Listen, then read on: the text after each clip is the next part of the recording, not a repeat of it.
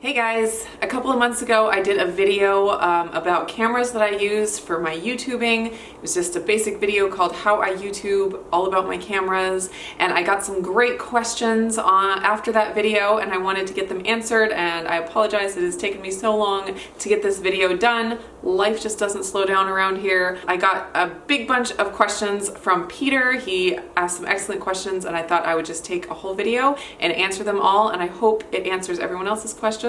And let's get started. I've got my comments up here on my phone, so I will just read you the questions one by one. First question is, what photo editing software have you settled on? And the answer to that is iMovie on my MacBook Pro.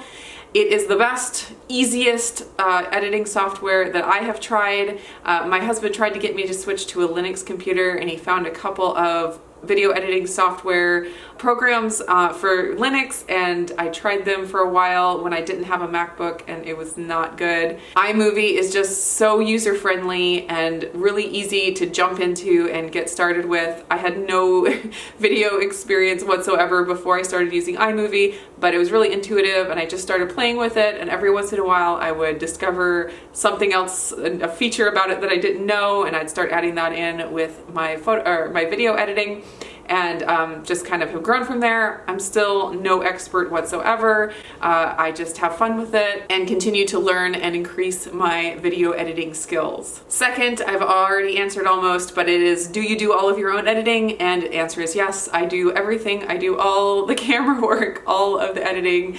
I just have a few co-stars that you'll see in my videos. The next question is, on a typical video, about how much time do you spend with editing, the post-production work? And that really varies depending on what kind of video it is. I would say probably not more than an hour, even on my most intricate videos or longest videos.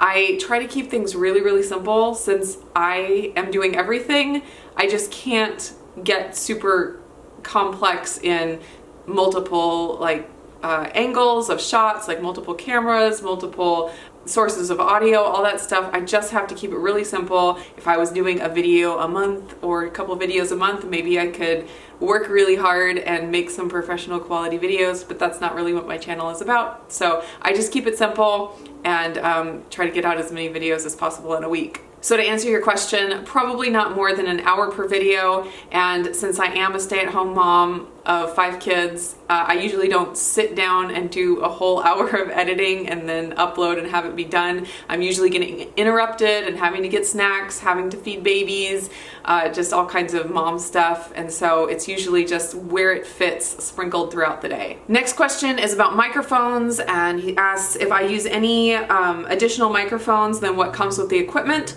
And I have experimented with some microphones before. I had a Yeti, or we still have a Yeti microphone that I was able to plug into my phone, and when I was doing some overhead shots of my counter, having my phone way high above my head, the sound was really bad trying to get my voice when I was talking about whatever I was cooking, and so I used a Yeti microphone for a while and it worked pretty well. But then my phone started glitching and it didn't sync up the audio with the video well, and it was really glitchy. So I've stopped using that, and then since we got some nice Canon cameras, they have really good built-in microphones, so I have just been using those since then. But my husband and I were just looking at some different microphone options, some like lapel mics, so maybe in the future I will try adding a lapel mic and get a little bit better quality sound. That would be nice. It's something I've wanted to do, but again, going back to keeping it simple, I have not worried too much about the sound not being perfect, because once I start worrying about everything being perfect, I don't make videos because I'm never gonna get it perfect. And so I just have to make videos with what I have on hand and like really slowly get better and add different equipment. I can't worry about everything at once and try to add everything at once. If we happen to get a microphone, I will start experimenting with it and see how it goes.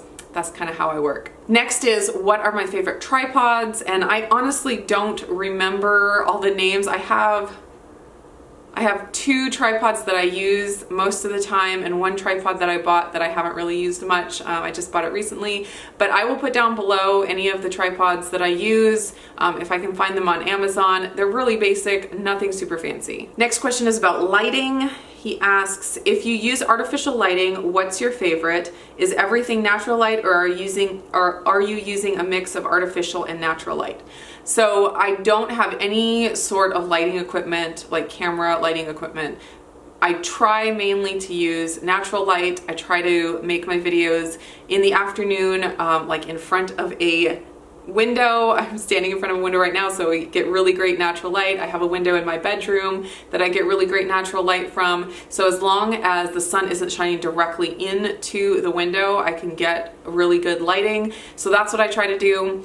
I would like to at some point maybe add some artificial, like a ring light, into my arsenal, and that's mainly because with using natural light you're very limited to what time of day you do your videos, and being a homeschooling mom of 5, my day isn't always super predictable, so if I don't get my videoing done in that little window, I just don't get it done for the day.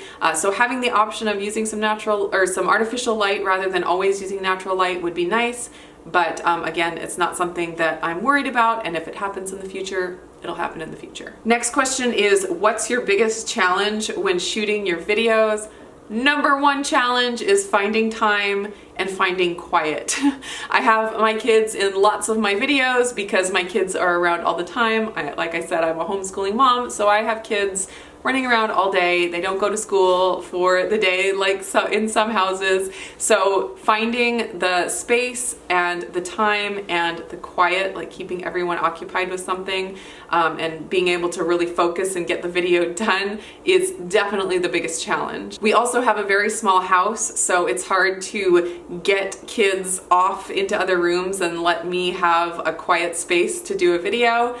Usually you can hear the kids if they're in, you know, the room next to me, or if they're just in the living room there. It's really difficult to just keep everything quiet and actually make a decent video without being distracted by 1,000 things going on. You might notice right now that it is very quiet, and that is because all of the kids are at grandma's house. Last question is, do you have help off camera during your shoots? And the answer is no. I actually, like I said, have negative help while I am shooting my videos. Usually I'm having to, you know, keep the kids occupied and break up fights, or keep shushing and getting snacks or getting water or whatever during the shoots. And so I would say I do have negative help while I am trying to shoot videos, which makes it challenging. But then at the same time, my kids are super sweet and they can behave themselves for a short time when I am recording videos. Usually if I'm recording a video, it doesn't take more than an hour. A lot of times it takes less. And if I'm doing like a cooking video, there'll be breaks in between. So I'll, you know, do my setup and get the recipe started, and then there'll be a 30-minute cook time. And so I'm able to, you know, help them get their snacks or whatever in between. So it's not like a full hour of no talking to mom time. There are breaks, and I am able to do all of my mom stuff with them in between recording segments of videos. And of course, like you know, I do try to include them in the video making as much as I possibly can, because I know a lot of people really enjoy seeing them, and I want them to, you know, have a part of what I'm doing. And it's just a really fun activity for us to be able to do together. It can be frustrating trying to get video shot and kids are coughing on ingredients and fighting with each other. Sometimes it can be difficult, but we always end up having fun, and I'm really happy to be able to include them as much as I can in what I do. So thank you so much, Peter, for all those amazing questions. I hope I gave you sufficient answers. Let me know if you have any more questions about my software, my cameras, my editing process. I'm happy to answer any of them. Again, like I said in the other video that I did, this is not meant to be a tutorial or a how-to, or this is how you should do YouTube.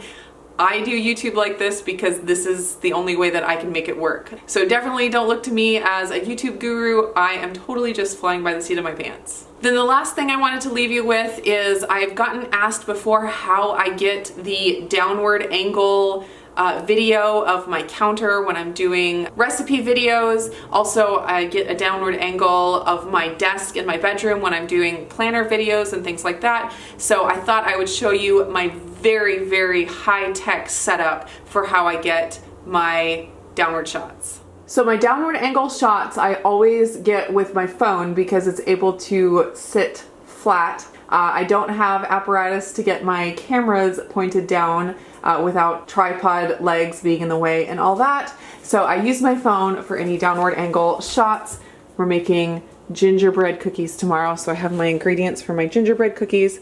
So basically what I do is I have my cabinet open, I have some boards sticking out, I have them weighted down really well with a whole bunch of stuff from my cabinet, and I have my phone sitting right on there with the camera hanging over the edge. You can see I get my downward angle shot of all of the ingredients on my counter. Super high tech and fancy equipment, really expensive.